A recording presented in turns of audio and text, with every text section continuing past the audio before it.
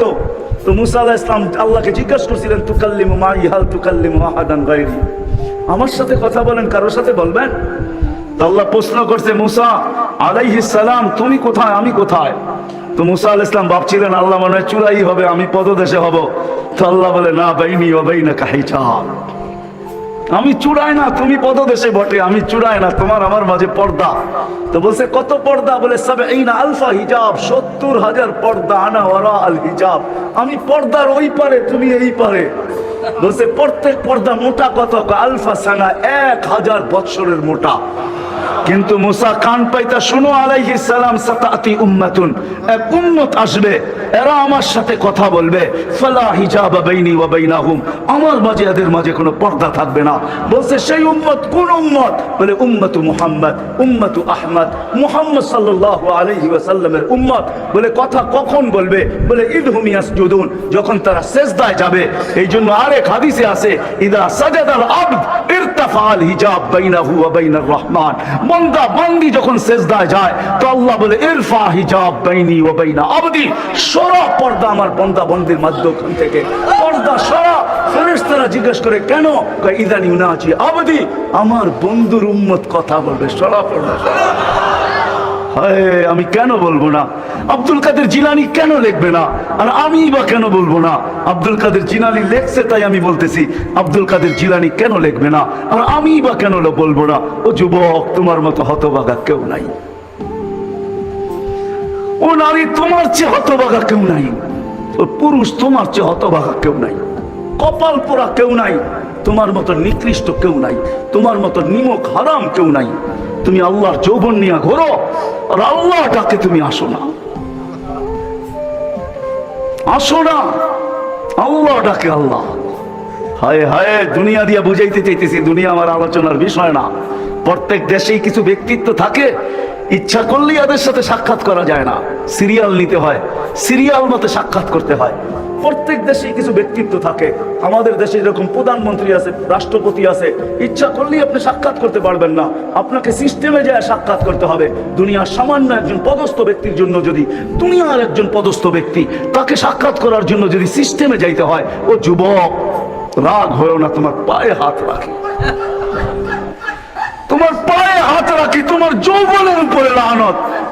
মালিকুল মুলুক তোমাকে ডাকতেছে আর বলতেছে কোন সিস্টেম নাই, আয় আয় আয় আয়, আসাজিদু ইয়াসজুদু আলা কাদামাইর রহমান, তুই মাথা রাখতে দেরি, আমার কুদরতি পায়ের নিচে যাইতে দেরি হবে না, তুই মাথা আমার কুদরতি পায়ে রাখবি, তুই সিজদায় যাবি, তোর থেকে আমি পর্দা সরাইতে দেরি করব না।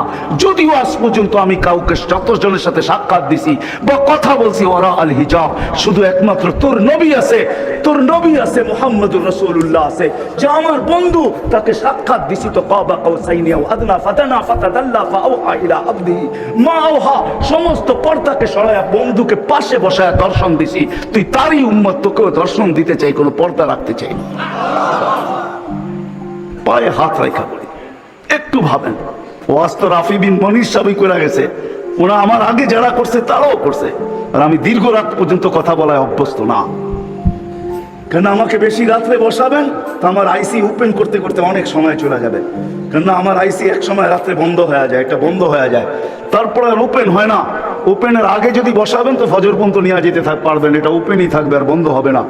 দীর্ঘ রাত পর্যন্ত ওয়াজ করা আমি অভ্যস্ত না, 10:30টার পরে আমাকে বসাইছেন, বিদায় আমার আইসি অফ হয়ে গেছে, বিদায় কথা লম্বা হবে না। আর লম্বা কথা আমি পছন্দ করি না, কথা লম্বা হইলেই যে অনেক কিছু হবে এমন না, অল্প হোক কিন্তু দিলে ঘাতক, গঠনমূলক হোক। তো যেটা বুঝাইতেছিলাম, যেইখান থেকে বাহির হয়ে চলে গেছে, 100 বছর আগে যারা ছিল ওরা আজকে নাই, আবার আজকে যারা আছি 100 বছর পরে তারা থাকবো না, এটাই ছিল সত্য। এই জন্যই আমাদের নবীজি বয়সকে নিয়ে আলোচনা করছেন, এত দরদ দিয়ে উম্মতকে বুঝাইছেন, উম্মত বয়স কিন্তু ছোট, উম্মত বয়স কিন্তু ছোট। সত্য এটাই, যুবকদের বৃদ্ধ পর্যন্ত পচবে, এটার কোনো গ্যারান্টি নাই। এই জন্যই ফেরেশতারা আল্লাহকে প্রশ্ন করছিলেন, আল্লাহ এত কেন সংখ্যা বানাইলেন? দুনিয়াতে জায়গা তো নিবে না। আল্লাহ বলছে জাআলতু লাহুমুল মাউতা, আসার সিরিয়াল রাখছি, যাওয়ার কোনো সিরিয়াল রাখি নাই। আসবে আর যাবে, জায়গার অভাব হবে না। তো ফেরেশতাদের প্রশ্ন ছিল, ওরা তো মৌতের চিন্তায় দুনিয়ায় বাস করতে পারবে না, মজা পাবে না, সারাদিন স্বামীও ঝুমতে থাকবে। স্ত্রী জিজ্ঞাসা করবে কেন ঝুমতেছ? কয় সামনে মৌত। স্ত্রীও ঝুমতে থাকবে। স্বামী বলবে কেন ঝুমতেছ? বলবে সামনে মৌত। সন্তানও ঝুমতে থাকবে। মা বাবা ঝুমা বোঝেন তো? ঝুমা, হ্যাঁ, ঝুমতে থাকবে। মা বাবা জিজ্ঞাসা করবে ঝুমিস কেন? কয় সামনে মৌত। বড় ঝুমতে থাকবে, ছোট জিজ্ঞাসা করবে ঝুমো কেন? কয় সামনে মৌত। বড় ছোট ঝুমতে থাকবে, বড় জিজ্ঞাসা করবে ঝুমো কেন? বলে সামনে মৌত। সবাই মৌত মৌত বলে চিৎকার দিবে, দুনিয়ার মজা তো পাবে না, পাঠায় লাভ কি? আল্লাহ জবাব দিছে জাআলতু লাহুমুল আমালা, প্রত্যেকের দিন আশা দিয়ে ভরা দিছি, বাঁধবে বাসা, এতে তোমাদের সন্দেহ নাই। তোমাদের চিন্তা করতে হবে না, আশা দিয়া দিল ভরা। যদিও যুবক, তুমি যৌবনের আশা নিয়ে বেঁচে আসো যে আমি বৃদ্ধ পর্যন্ত পৌঁছবো, না না না না না না, বেশি দূর যেতে হবে না। মাদায়ার রাস্তা যাও, ঢাকা থেকে চিটাগাং পর্যন্ত জিজ্ঞাসা করো এই রাস্তাকে যে এই পর্যন্ত তুমি কতজন যুবকের জান নিছ? যারা ঘোড়ার উপরে বসা ছিল, ঘোড়ার উপরে, ঘোড়া চিনো? কি ঘোড়া চিনেন? আগের জোড়ায় ঘাস খাইতো, এখনকার ঘোড়ায় পেট্রোল খায়। পেট্রোল, এটো ঘোড়াই, এটা ডিজিটাল ঘোড়া আর ওটা অ্যানালগ ঘোড়া ছিল। ওটা গোস্ত মাংসের বানানো ঘোড়া আর এটা লোহা লক্করের বানানো ঘোড়া। জিজ্ঞাসা করো রাস্তাকে এই পর্যন্ত কত যুবককে তুমি ঘোড়ায় বসা অবস্থায় নিছো? সে কিন্তু ঘোড়াই বসা ছিল, ঠিক না? কি অ্যাক্সিডেন্ট হয় না? হয় না? হ্যাঁ।